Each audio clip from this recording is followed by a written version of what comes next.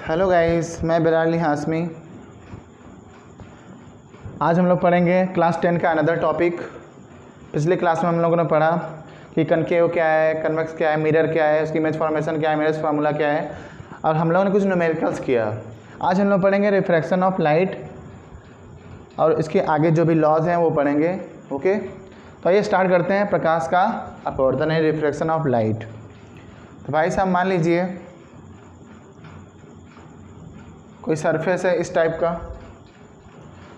Surface कैसा है, आप पॉलिश्ड नहीं है।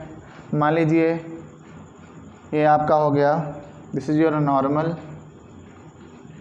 This is your normal line. तो इधर मीडियम कुछ और है, माध्यम एक यानी मीडियम 1, यहाँ मीडियम 2 यानी माध्यम 2 है। इसका क्या मतलब है सर? माध्यम 1 माध्यम 2 का मतलब मान लो अगर इधर हवा होगा तो इधर ग्लास है, मान लो क्या है, ग्लास।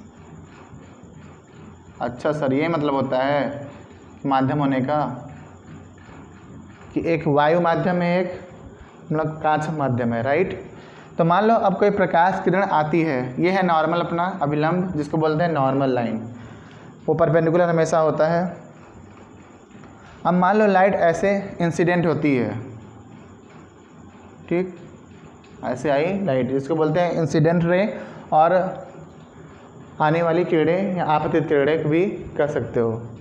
तो क्या होगा, जब कोई प्रकाश किरण एक माध्यम से दूसरे माध्यम में जाती है तो उसका वेग और दिशा बदल जाता है। क्या हो जाता है? वेग और दिशा। तो यहाँ इसकी वेग और दिशा बदल जाएगी। तो अब देखो, अभी ऐसे आ रहा था, थोड़ा ऐसे हो जाएगा। देखो इसकी वेलोसिटी कुछ और थी, अब क्या होगी कुछ पहले वेलोसिटी मान लो v1 थी, अब क्या होगी वेलोसिटी v2, राइट। और अब क्या हुआ कि जब कोई प्रकाश किरण एक माध्यम से दूसरे माध्यम में जाती है तो उसका वेग और दिशा यानी वेलोसिटी एंड डायरेक्शन चेंज हो जाती है। इस फिनोमिना को हम लोग बोलते हैं रिफ्रैक्शन ऑफ लाइट।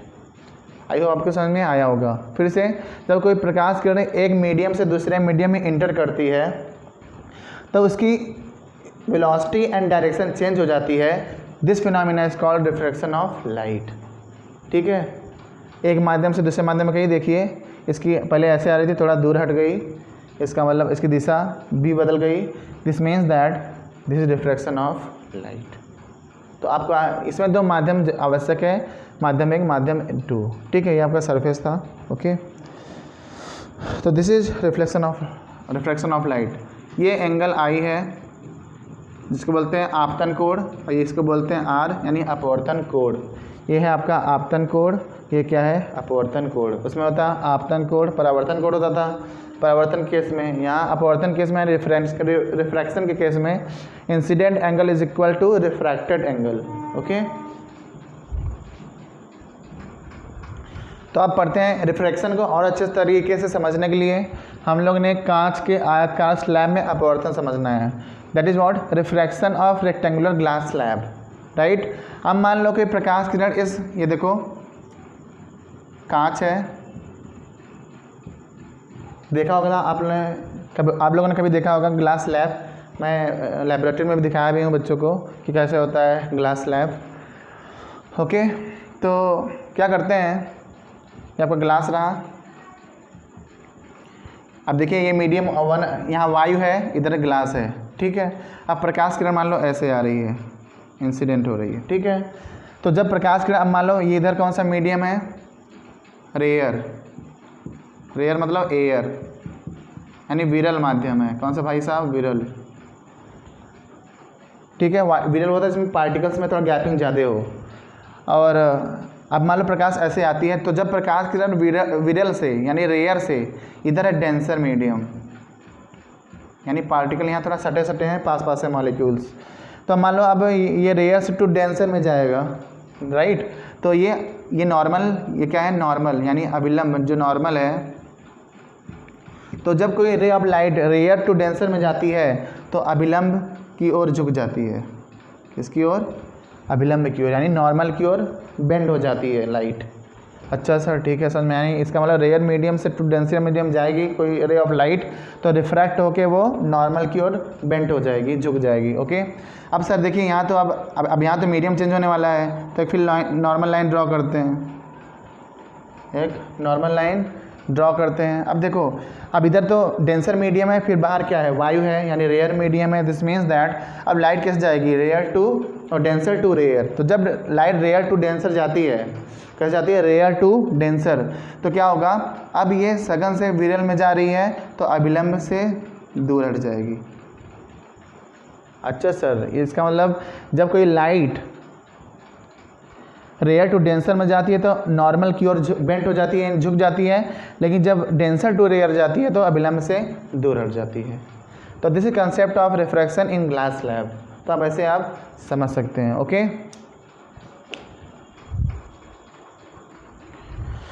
नाउ हम लोग पढ़ते हैं कि अपवर्तन के नियम क्या हैं। जैसे परावर्तन का नियम पढ़ा था हम लोगों ने, लॉज ऑफ रिफ्लेक्शंस, उस तरह लॉज ऑफ रिफ्रैक्शन है, यानी रूल्स ऑफ रिफ्रैक्शन है, राइट। तो भाई साहब समझते हैं, हमने समझा था कि जब कोई लाइट रेयर टू डेंसर जाती है तो नॉर्मल की ओर बेंट हो जाती है, इसका मतलब एक मीडियम टू मीडियम जा रही है तो रिफ्रैक्शन होता है, राइट। तो एक चीज़ ध्यान समझो, तो फर्स्ट रूल क्या कहता है, ये जो इंसिडेंट रे है, इंसिडेंट रे एंड नॉर्मल, और जो आपका रिफ्रैक्टेड रे है, रिफ्रैक्टेड रे, यानी रिफ्रैक्टेड रे को अलग करने वाली सरफेस ये है, यानी दोनों मीडियम चेंज करने वाला सरफेस कौन है, ये refracted ray lie on the same plane. क्या मतलब है सर इसका, इसका मतलब ये है कि आप अपवर्तित किरण, आने वाली किरणें, आपतित किरण और अपवर्तित किरण तथा अभिलंब तीनों एक ही तल में हैं, ठीक है, तीनों एक ही तल में हैं। ये देखो यहाँ, यहाँ और यहाँ। इसका मतलब incident ray, normal refracted ray lie on the same plane. Second law क्या करता है कि जो एंगल आई है, यानी sine i by sine r is equal to constant होता है। क्या होता है, कॉन्स्टेंट। और इसी को हम लोग बोलते हैं स्नेल्स लॉ, स्नेल्स लॉ, ठीक है भाई साहब, this is what, Snell's law. एक दिन ध्यान दीजिएगा, जो आई है वो 0 से बड़ा और 90 से छोटा होना चाहिए। ओके, तो दिस इज स्नेल्स लॉ। तो भाई सब क्या है, reflection of rule, laws of reflection कितने हैं, 2 हैं। पहला कि incident ray, refracted ray, normal lie on the same plane. And second sine of i और साइन ऑफ आर का जो रेशियो है वो क्या होता है, कांस्टेंट होता है, यानी स्थिरांक होता है। This is Snell's law, right. तो लोग पूछते हैं भाई साहब ये कांस्टेंट क्या है। स्नेल्स लॉ में जो कांस्टेंट आता है वो constant is called refractive index with respect to second medium. First medium to second medium में क्या है, ये रिफ्रैक्टिव इंडेक्स। अब एक चीज़ समझना है भाई साहब, रिफ्रैक्टिव इंडेक्स क्या है।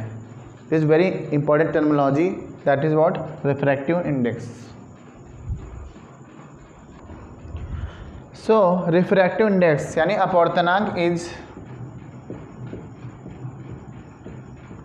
इंपॉर्टेंट टर्मिनोलॉजी, यानी रिफ्रैक्टिव इंडेक्स जो है वो बहुत ही इंपॉर्टेंट फिजिकल क्वांटिटी है इन लाइट चैप्टर। क्यों इंपॉर्टेंट है, this is very important physical quantity, this gives the speed of light in various medium. यह क्या करता है, बहुत सारे माध्यमों में स्पीड बताता है लाइट की, ठीक है। तो इसका फार्मूला क्या था है, एंड जिसे n21 लिखा है हमने, तो लिखा है speed of light in 1 medium upon speed of light in 2 medium, यानी v1 upon v2। So that is what n21 is equal to v1 by v2। तो कभी अगर मान लीजिए n12 लिखना पड़ा तो ये हो जाएगा v2 बाई v1। इसी साथ एक चीज़ और समझ लेते हैं इसमें अपवर्तनांक के बारे में। यहाँ हमने एक फिगर ड्रॉ किया है कि रे ऑफ लाइट वायु से किस में जा रही है, कांच में। तो भाई साहब जब भी अगर मीडियम 1 वायु है, ठीक है, मीडियम में क्या है 1 वायु है, तब माध्यम 2 का अपवर्तनांक निर्वात के सापेक्ष माना जाता है। तो जो माध्यम 2 का जो अपवर्तनांक होगा वो किसके करस्पॉन्डिंग होगा? वायु के सापेक्ष। कहने का आशय यह है कि जब भी हम लोग, अगर पहला माध्यम वायु है तो हम जब भी हम लोग अपवर्तनांक लिखने की कोशिश करेंगे तो लिखेंगे वायु में प्रकाश की चाल, speed of light in air upon माध्यम में प्रकाश की चाल। तो मान लो जो स्पीड ऑफ लाइट जो आ रही होगी वो c होता है और माध्यम का b होगा, तो nm इक्वल टू क्या आया? c/v। तो जब भी अपना पहला माध्यम वायु हो, अब दूसरा माध्यम किसके अकॉर्डिंग लेंगे? वायु के सापेक्ष लेंगे, तो उसको बोलते हैं निरपेक्ष अपवर्तनांक।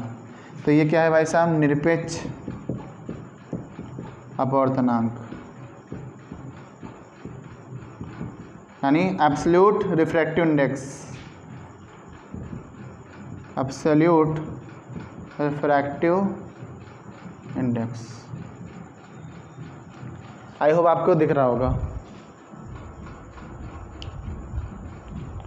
Absolute refractive index, absolute refractive index. ठीक है, कब? जब अपना मीडियम 1 हो, एयर हो, तो माध्यम 2 का जो अपवर्तनांक होगा वो क्या कहलाएगा? निरपेक्ष अपवर्तनांक, यानी एब्सोल्यूट रिफ्रैक्टिव इंडेक्स। तो बेसिकली हम लोगों ने सीखा क्या कि रिफ्रैक्टिव इंडेक्स बताता है speed of light in medium 1 में क्या हो रहा है, मीडियम 2 में क्या हो रहा है, एंड सो ऑन। ओके।